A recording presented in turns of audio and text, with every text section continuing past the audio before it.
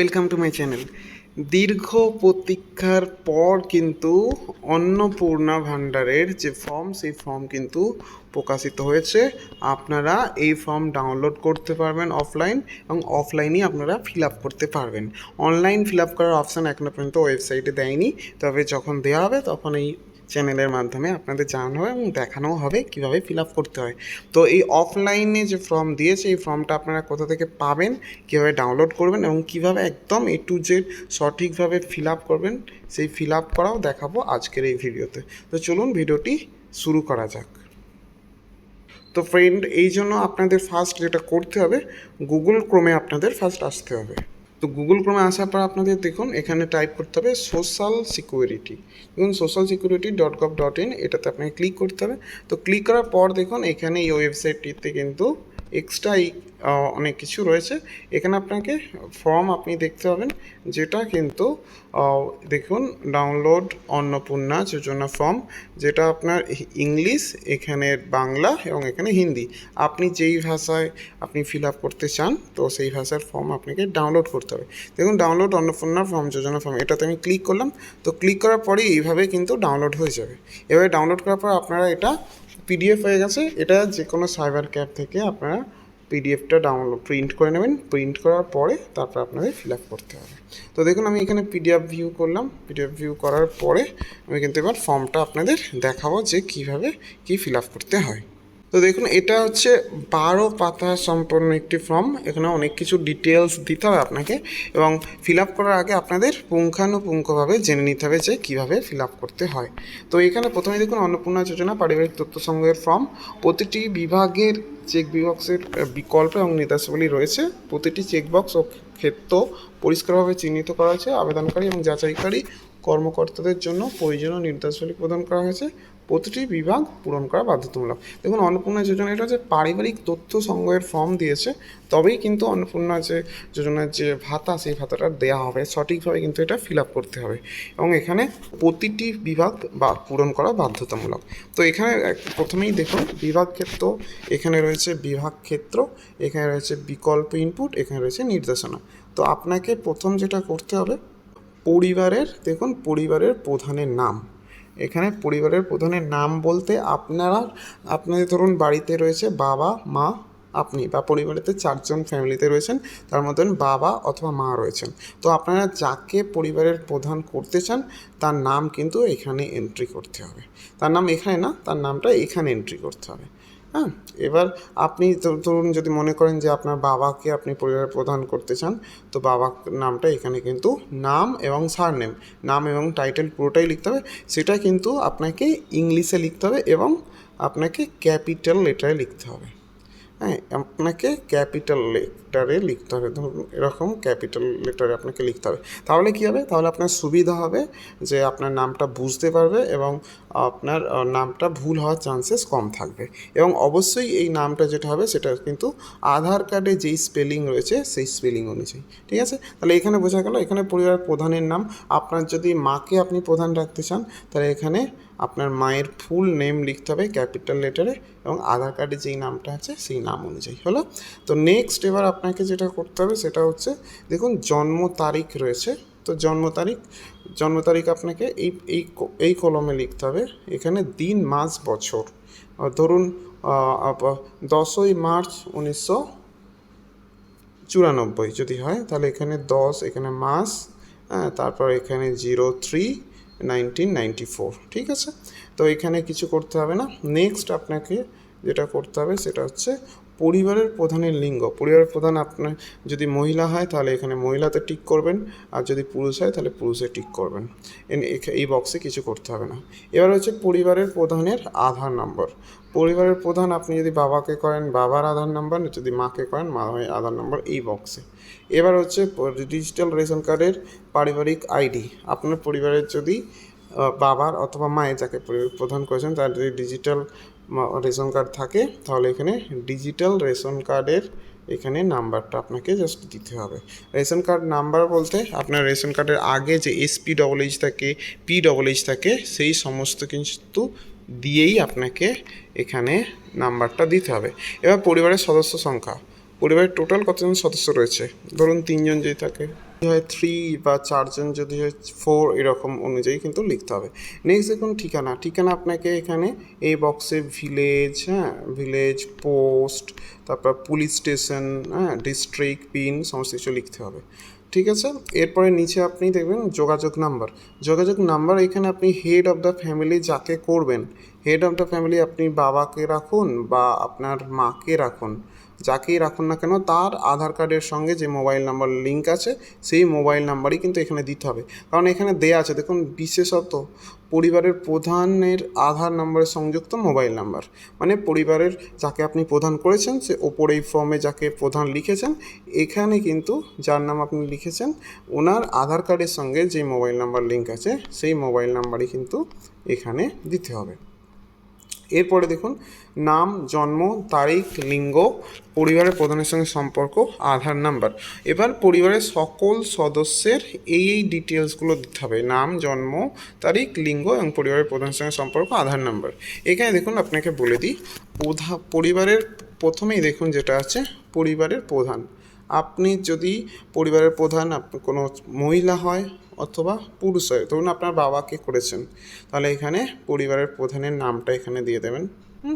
এবার এখানে বলছে অন্নপূর্ণা যোজনার জন্য আবেদন করা হচ্ছে। এখানে যদি ইনি মেল পার্সন হন, আপনার বাবা তো পুরুষ, সুতরাং অন্নপূর্ণা যোজনার জন্য আবেদন করা হচ্ছে না, তাহলে কিছু করতে হবে না এখানে, হ্যাঁটা কিছু করার দরকার নেই। এখানে যদি পরিবারের প্রধান মেল পার্সন হয় মানে পুরুষ হয়, তাহলে এটা কিন্তু এই হ্যাঁটা যেমন আছে তেমন থাকবে, কিছু করতে হবে না।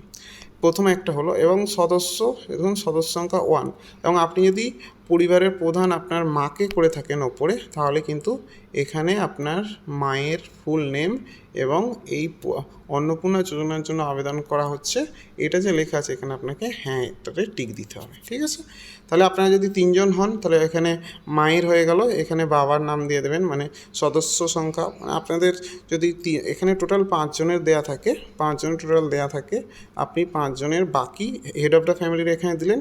এরপরে ধরুন আপনার নাম এখানে দিয়ে দিলেন, আপনার নাম দিলেন, আপনার জন্ম তারিখ দিলেন, আপনার লিঙ্গ দিলেন, মানে এখানে নাম ইংরাজিতে ক্যাপিটাল লেটারে, জন্ম তারিখ ওই দিন মাস বছর অনুযায়ী, লিঙ্গ মেল হলে ছেলে হলে মেল আর মেয়ে হলে ফিমেল। এখানে পরিবারের সঙ্গে সম্পর্কটা লিখবেন, আপনি যদি ছেলে হন তাহলে সন লিখবেন। এখানে যদি মায়ের নাম লিখেন তাহলে পরিবারের সঙ্গে সম্পর্ক, পরিবারের প্রধানের সঙ্গে সম্পর্ক, মানে বাবা যদি পরিবারের প্রধান হন তাহলে এখানে হাজব্যান্ড লিখবেন এবং এখানে মায়ের আধার নম্বর লিখবেন। এরপরে দেখুন 2 নম্বর যে সদস্য, এবং আপনারা যদি 4 জন হন ফ্যামিলির, তাহলে আপনি যদি ছেলে হন তারপরে যদি কোনো ছেলে থাকে ছেলের নাম, ছেলের জন্ম তারিখ, ছেলের লিঙ্গ, হ্যাঁ, ছেলের আধার কার্ড নাম্বার এইসব লিখতে হবে। এবার এখানে একটা ব্যাপার হচ্ছে, এখানে যদি হেড অফ দ্য ফ্যামিলি আপনি বাবাকে করেন, এখানে তাহলে মায়ের নাম দিলেন, এবং এখানে যে অন্নপূর্ণা ভাণ্ডারের জন্য আবেদন করা হচ্ছে এখানে হ্যাঁতে কিন্তু টিক করবেন। এখানে যদি বাবার নাম করেন, এখানে যদি মায়ের নাম করেন তবে কিন্তু টিক করবেন। এছাড়া আপনার যদি বোন দিদি থাকে তারাও যদি অন্নপূর্ণা ভাণ্ডারের জন্য এলিজিবল হয়, তাহলে এখানে ওনাদের নাম এবং এখানে হ্যাঁতে টিক করবেন। ঠিক আছে, এইভাবে আপনারা 5টা সদস্যের নাম এখানে এন্ট্রি করার জায়গা আছে, আপনারা করতে পারেন। তো দেখুন এরপর চলে যাচ্ছি 10 নম্বর পয়েন্টে। সেখানে লেখা আছে পরিবারের প্রধান এবং পরিবারের সকল প্রাপ্তবয়স্ক সদস্যদের ব্যাংক অ্যাকাউন্ট নাম্বার।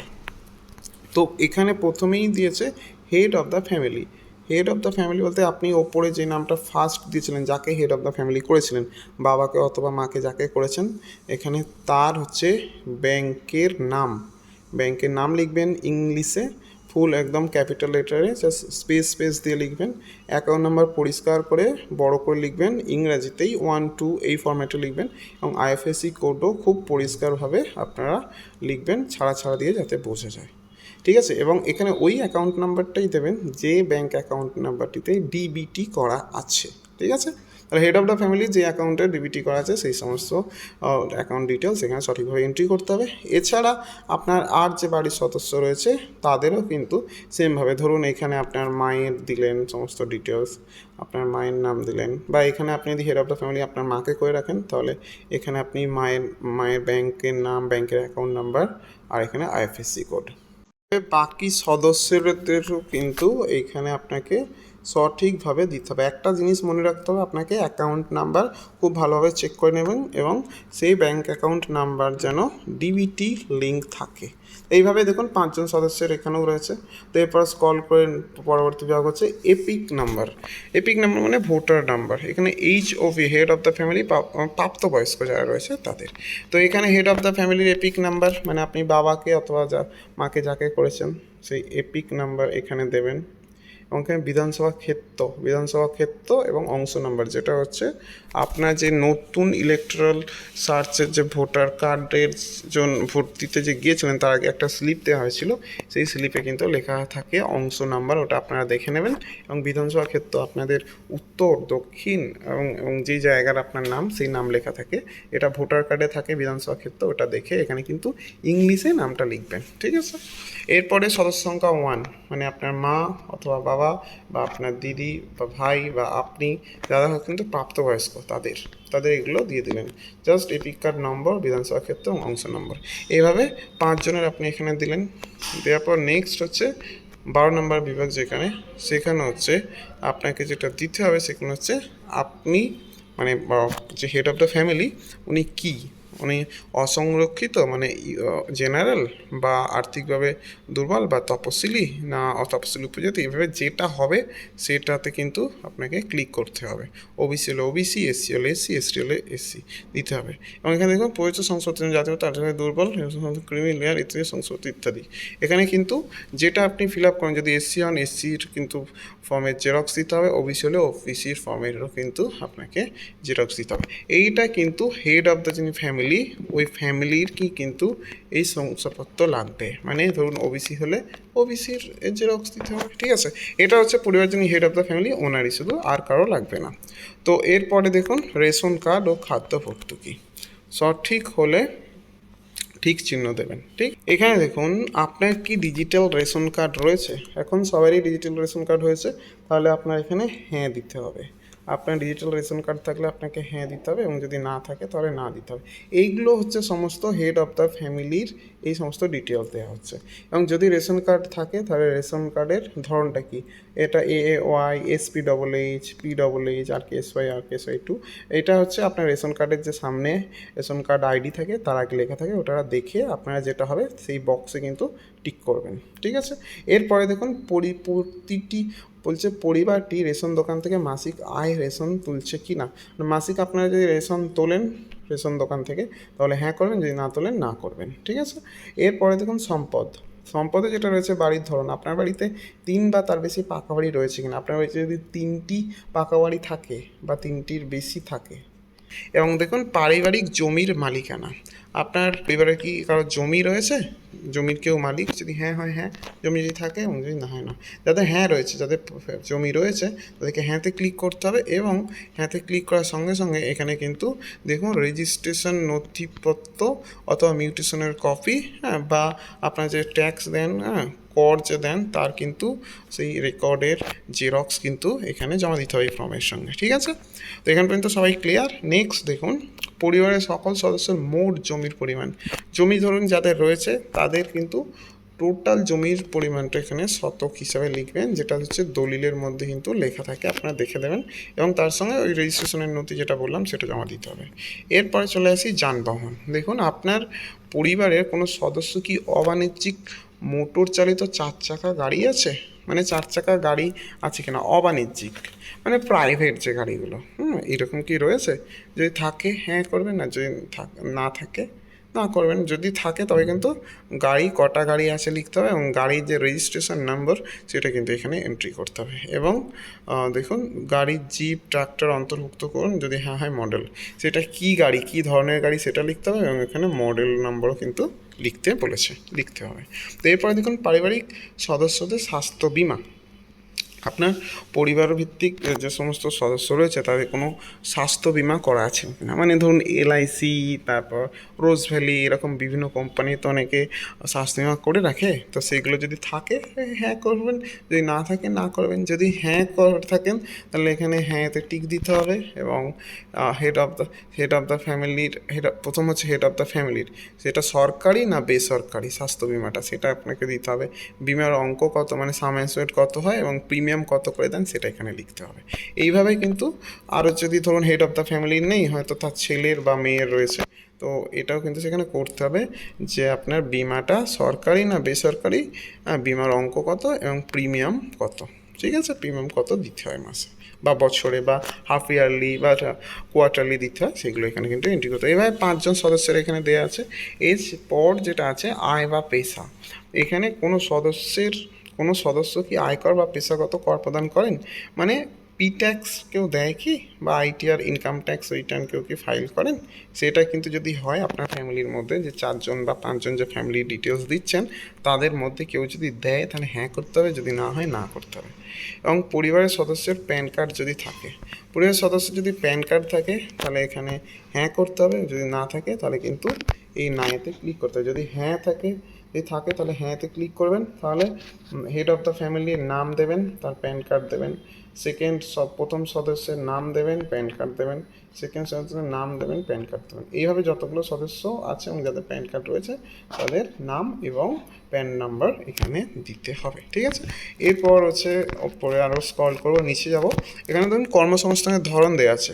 পরিবারের প্রধান, মানে পরিবারের প্রধান উনি কি কোনো কাজ করেন, এখানে দেখুন সবচেয়ে উপযুক্ত ঘরের টিক চিহ্ন দিন, প্রয়োজনীয় নথি জমা দিতে হবে। এখানে আপনাকে যেটা করতে হবে যে পরিবারের প্রধান কি কোনো কি কাজ করেন, যদি কাজ না করেন বেকার হয় বেকারে ক্লিক করবেন, এবং যদি কোনো বেসরকারিতে কাজ করে সরকারিতে কাজ করে তাহলে কিন্তু এখানে আপনার অংশ দেখতে পাচ্ছেন, এগুলো দেখে কিন্তু আপনাদের জন্য যেটা সুটেবল সেটাতে কিন্তু ক্লিক করবেন। যদি মহিলা হন উনি তো বেকার বা অন্যান্যতে ক্লিক করবেন, যদি কাজ না করে আপনার বাবা 60 বছরের ওপরে হয় তাহলে বেকার করবেন, ঠিক আছে। এভাবে কিন্তু আরও যে সদস্য রয়েছে, আপনি যদি ছেলে হন বা মেয়ে হন, আপনি যদি কোনো কাজ করেন বেসরকারি কর্মতে তাহলে সেগুলো কিন্তু এখান থেকে আপনারা দেখে সিলেক্ট করে নেবেন, আর কিছু করতে হবে না। তো এরপর নিচে স্ক্রল করবেন, আরও নিচে স্ক্রল করে এখানে দেখুন এটা হচ্ছে পরিবারের শিক্ষিত প্রাপ্তবয়স্কের সদস্যের সংখ্যা এবং পরিবারের অশিক্ষিত প্রাপ্তবয়স্ক সদস্যের সংখ্যা, মানে শিক্ষিত কজন রয়েছে আর অশিক্ষিত কজন রয়েছে। ধরুন আপনারা 4জন, 2জন শিক্ষিত 2জন অশিক্ষিত, তাহলে হয়ে গেল। এবং হচ্ছে এইটা দেওয়ার পর এখানে কিন্তু দিতে হবে যে পরিবারের প্রধান শিক্ষিত না অশিক্ষিত। শিক্ষিত যদি হয় শিক্ষিততে ক্লিক করবেন এবং সর্বোচ্চ শিক্ষাগত যোগ্যতা লিখতে হবে, তিনি মাধ্যমিক পাস হন বা এইচএস পাস যদি করেন সেটা এতে দেবেন, এবং দেওয়ার পর যে তিনি উচ্চ মাধ্যমিক পাস তার কিন্তু সার্টিফিকেটের জেরক্স এবং মার্কশিটের জেরক্স কিন্তু এই ফর্মের সঙ্গে জমা দিতে হবে। আর যদি অশিক্ষিত হন অশিক্ষিততে ক্লিক করবেন, কিছু লাগবে না, ঠিক আছে। এটা হেড অফ দ্য ফ্যামিলি, মানে আপনার বাবা অথবা মা যাকে আপনি হেড অফ দ্য ফ্যামিলি করেছেন। এছাড়া আপনি যদি গ্র্যাজুয়েশন করেন বা পোস্ট গ্র্যাজুয়েশন করেন বা যাই কিছু করেন না কেন, আপনি শিক্ষিততে ক্লিক করলেন, শিক্ষিততে ক্লিক করার পরে এখানে দিয়ে দিলেন যে পোস্ট গ্র্যাজুয়েট বা গ্র্যাজুয়েট, এবং আপনার গ্র্যাজুয়েটের যে সার্টিফিকেট হয় সার্টিফিকেটের এক কপি জেরক্স দিয়ে দিলেন, হলো। তো এইভাবে করবেন আপনারা। করার পর আপনারা একদম নিচে দিয়ে স্ক্রল করবেন, দেখুন কোনো সদস্য কি সাংবিধানিক মন্ত্রী বা পদ, সাংসদ, বিধায়ক, পৌর, স্থানীয় বা পঞ্চায়েতের সংস্থার প্রাক্তন বা বর্তমান কোনো ধারক, মানে বুঝতে পারছেন যে আপনার ফ্যামিলির মধ্যে কেউ কি এই যে পদে কখনো ছিলেন বা আছেন না, হ্যাঁ থাকলে হ্যাঁ, না থাকলে না। যদি হ্যাঁ হয় তাহলে কিন্তু হ্যাঁ থাকলে প্রয়োজনীয় সহায়ক নথিপত্র যেটা ডকুমেন্ট হিসাবে জমা দিতে হবে যে তিনি কোন পদে রয়েছেন, হলো। এছাড়া কোনো সদস্য কি সরকারি পেনশনভোগী, এছাড়া কেউ কি আপনার ফ্যামিলির মধ্যে সরকারি কোনো পেনশন পায়, ধরুন আপনার বাবা রয়েছে, আপনার বাবা হয়তো বৃদ্ধ ভাতা পান, তাহলে কিন্তু হ্যাঁ করতে হবে এবং পেনশন স্লিপ সংযুক্ত করতে হবে, ঠিক আছে। এটা তাহলে আপনাদের এই ব্যাংক থেকে পেনশন স্লিপ যদি না পান তাহলে ব্যাংক থেকে যে একটা জাস্ট আপনাকে স্টেটমেন্ট তুলতে হবে, সেখানে যে টাকাটা ঢোকে গভর্নমেন্ট থেকে তার এক কপি জেরক্স দিলেও কিন্তু হয়ে যাবে, হ্যাঁ। এবং সদস্য সংখ্যা যদি থাকে দেবেন, যদি না থাকে দিতে হবে না। তো এরপরে দেখুন আপনার কোনো সদস্য জিএসটি অধীনে নিবন্ধিত আছে, অনেক সময় অনেকে বিজনেসের কাজে তো জিএসটি অন্তর্ভুক্ত থাকে, জিএসটি থাকলে এখানে জিএসটি নাম্বার দিতে হবে, জিএসটি নাম্বার একেবারে জেরক্স, আর এখানে আপনাকে হ্যাঁ করতে হবে, যদি না থাকে তাহলে না করবেন, থাকলে হ্যাঁ করবেন। পারিবারিক মোট বার্ষিক আয়, টোটাল আপনার 4জন বা 5জন যে ফ্যামিলি মেম্বার আছেন সব মিলে টোটাল বার্ষিক কত ইনকাম হয় সেটা কিন্তু আপনাকে এখানে লিখতে হবে অঙ্কে, ঠিক আছে, কথায় নয় সংখ্যায় লিখবেন। এরপরে দেখুন অন্যান্য সিএএ। এরপর দেখুন সিএএ আবেদনপত্রের বর্তমান অবস্থা। আপনি যদি পশ্চিমবঙ্গের স্থায়ী নাগরিকত্ব পেতে চান এবং পেতে যাওয়ার জন্য আপনি যদি অ্যাপ্লাই করে থাকেন সিটিজেনশিপ অ্যামেন্ডমেন্ট অ্যাক্টের জন্য, তাহলে তার কিন্তু আপনাকে এখানে ডকুমেন্ট এখানে দিতে হবে। যদি আপনি পেয়ে যান সার্টিফিকেট নম্বর দেবেন, যদি অ্যাপ্লাই করে থাকেন সেই অ্যাপ্লিকেশান নাম্বার আপনি দেবেন। আপনি যদি না করে থাকেন তাহলে কিন্তু এসব কিছু প্রযোজ্য নয়, এটাতে ক্লিক করতে হবে। তো পশ্চিমবঙ্গের যারা অবৈধ আদিবাসী তাদের শনাক্ত করার জন্য এবং নাগরিকত্ব দেওয়ার জন্যই এই সিএএ সার্টিফিকেট করা হয়। এরপরে যেটা রয়েছে অন্যান্য কিষাণ ক্রেডিট কার্ড বা কিষাণ ক্রেডিট কার্ড, এআরডি, শিল্পী ক্রেডিট কার্ড, শিক্ষার্থী ক্রেডিট কার্ড, মৎস্যজীবী ক্রেডিট কার্ড, এই সমস্ত কিছু যদি থাকে কারো, আপনাদের পরিবারের প্রধানের যদি থাকে তাহলে পরিবারের প্রধানের ওই কার্ডের নম্বর থাকে, নাম্বার দেবেন, আইডির সংখ্যা দেবেন, আর হচ্ছে যে তারিখে ইস্যু করা আছে সেই ইস্যু তারিখটা দেবেন এবং ওই কার্ডের এক কপি জেরক্স দিতে হবে। এবং এছাড়া অন্যান্য সদস্যদের যদি কোনো কার্ড থাকে, ক্রেডিট কার্ড বা কোনো কিছু স্টুডেন্ট ক্রেডিট কার্ড, তাহলে কিন্তু সেই ক্রেডিট কার্ডের নম্বর, আইডি থাকে, আইডি সংখ্যা এবং যে তারিখে ইস্যু করা হয়েছে সেই ইস্যু নাম্বার এখানে দিতে হবে। তো এরপর আমি স্ক্রল করবো নিচে যাব, যার পর এখানে দেখুন যদি SIR 2026 নামে বাদ পড়ে থাকে তার মামলাটি ট্রাইব্যুনালে বিচারাধীন কি না। মানে 2026 যে SIR হয়েছিল সেখানে যদি আপনার নাম না থাকে তাহলে এখানে এটা করতে হবে যে না বা হ্যাঁ, যদি মামলার বিবরণ হয়ে থাকে তাহলে হ্যাঁ করতে হবে, আর যদি আপনার নাম থাকে তাহলে কিছু করার দরকার নেই, প্রযোজ্য নয়তে ক্লিক করবেন। আপনি নিচের দিকে আরও স্ক্রল করবেন, স্ক্রল করার পরে আরেকটা যেটা রয়েছে সামাজিক মর্যাদা ও নির্ভরশীলতা, বিদ্যালয়ে অধ্যয়নরত পরিবারের সকল শিশুর বিবরণ। আপনাদের যদি ছোট বাচ্চা থাকে এবং যারা পড়াশোনা করে, হ্যাঁ, সেই শিশু সদস্য সংখ্যা, রোল নাম্বার, শিশুর নাম, শিশু কোন শ্রেণী, কোন স্কুলে পড়েন, কি স্কুলটা সরকারি বেসরকারি না কী রকম স্কুল বা মাদ্রাসা কিনা, এগুলো কিন্তু আপনাকে দেখে এন্ট্রি করতে হবে। এবং স্কুলের যে এমন ওপেন, হোম স্কুল, কী ধরনের স্কুল তারও কিন্তু একটা বিস্তারিত কাগজ এখানে জমা দিতে হবে। ঠিক আছে, এটা যাদের শিশু নেই, প্রাপ্তবয়স্ক হয়ে গেছে সবাই, তাদের কিন্তু কিছু করার দরকার নেই। ঠিক আছে, এরপর স্ক্রল করবেন, স্ক্রল করে এখানে আসবেন। দেখুন যাদের শিশু রয়েছে, ছোট বাচ্চা রয়েছে, তাদের জন্যই কিন্তু এটা। 2 নম্বরে যেটা হচ্ছে শিশুর টিকাকরণের অবস্থা। মানে শিশু বাচ্চা হলে নিশ্চয়ই আপনারা জানেন যে টিকা দেওয়া হয়। যদি দেখুন হ্যাঁ থাকে তাহলে টিকাকরণের যে কার্ড থাকে না, সেই কার্ডের আপনাকে জেরক্স দিতে হবে, শেষ কবে টিকা নেওয়া হয়েছে সেগুলো যেন সেখানে লেখা থাকে। এবং শিশুর সংখ্যা দেখুন, যদি টিকাকরণ শুরু হয়েছে হ্যাঁ করতে হবে, বা সম্পূর্ণ হয়েছে হ্যাঁ হয়েছে, বা টিকাকরণ করা হয়নি তাহলে কিন্তু এখানে ক্লিক করতে হবে। এটা আপনারা দেখে করে দেবেন, যাদের শিশু রয়েছে বা বাচ্চা রয়েছে তাদেরকে এগুলো ঠিকঠাক দেখে ফিল আপ করতে হবে। হ্যাঁ, তো এরপরে দেখুন 6 যেটা রয়েছে, আপনি কি কোনো সরকারি প্রকল্পের সুবিধা পাচ্ছেন ইতিমধ্যে। আপনার ফ্যামিলির কেউ যদি পেয়ে থাকে তাহলে কিন্তু আপনি হ্যাঁ করবেন, আর যদি না পেয়ে থাকে না করবেন। এবং যদি পেয়ে থাকে তাহলে প্রকল্পের নাম দিতে হবে। আপনি এই প্রকল্প থেকে নিজেকে, আপনি কি এই প্রকল্পটি থেকে, এখানে প্রকল্পের নাম দিতে হবে, প্রকল্পের নাম্বার দিতে হবে, এবং যদি হ্যাঁ হয় প্রকল্পের নাম এখানে উল্লেখ করতে হবে। ঠিক আছে, এরপরে আপনাকে যেটা করতে হবে আরও আপনি যদি এই প্রকল্প থেকে বেরিয়ে আসতে চান, তাহলে হ্যাঁ করতে পারেন, আর যদি বেরিয়ে আসতে না চান তাহলে কিন্তু না করতে পারেন। এটা 1 নম্বর ফ্যামিলি, যে এখানে 1 নম্বর সদস্য রয়েছে, এখানে হেড অফ দ্য ফ্যামিলি যিনি, তার রয়েছে। ঠিক আছে, তো এখানে প্রকল্পের নাম দিতে হবে, এখানে প্রকল্পের নাম, এখানে আপনি যদি বেরিয়ে যেতে চান ওই প্রকল্প থেকে তাহলে হ্যাঁ হ্যাঁ হ্যাঁ করতে পারেন। ঠিক আছে, তো এরপরে সদস্য সংখ্যা 1 রয়েছে, এইভাবে 5 পর্যন্ত রয়েছে, আপনারা এটা দেখে নেবেন একটু। তারপর নেক্সট হচ্ছে বাদ দেওয়া হলো কারণ অফিসিয়াল কর্তৃক পূরণীয়। এইখানে কিন্তু আপনাকে কিছু করতে হবে না, এটা যিনি আপনি যেখানে জমা দেবেন ওখানের অফিসিয়াল যিনি ওই পদে রয়েছেন তিনি এটা করবেন। আপনাকে আর কিছু করার প্রয়োজন নেই। আপনি নিচের দিকে একটু স্ক্রল করবেন, স্ক্রল করার পর এখানে সত্য প্রয়োজন আমি সকল ওপরে উঠে কোনো বাদ দিইনি, আমি মিথ্যা প্রমাণিত আমার সঙ্গে যেতে পারে। এখানে আপনার হচ্ছে পরিবার বলতে এখানে আপনাকে কিন্তু সিগনেচার করতে হবে। এবং এখানে দেখুন একটা বলেছে পরিবার বলতে এমন একদল ব্যক্তিকে বোঝায় যারা একসঙ্গে বসবাস করে এবং একই রান্নাঘর থেকে খাবার গ্রহণ করেন। তো এখানে আপনাকে সিগনেচার করতে হবে। সিগনেচার করার পর এবার এই যে ফর্মটা, এখানটা নিচটা আপনাকে কিছু করতে হবে না, এটা হচ্ছে শুধু সরকারি যিনি কর্মচারী আছেন উনি হচ্ছে এটা ফিল আপ করবেন। ঠিক আছে, এই হচ্ছে ফর্ম। এখানে আবেদনপত্রটি যিনি গ্রহণ করবেন, মানে যার কাছে আপনি জমা দেবেন, তার নাম স্বাক্ষর দেবেন, হ্যাঁ, এবং তারিখ দেবেন, স্থান দেবেন। এইভাবেই কিন্তু আপনারা ফর্মটি ফিল আপ করবেন।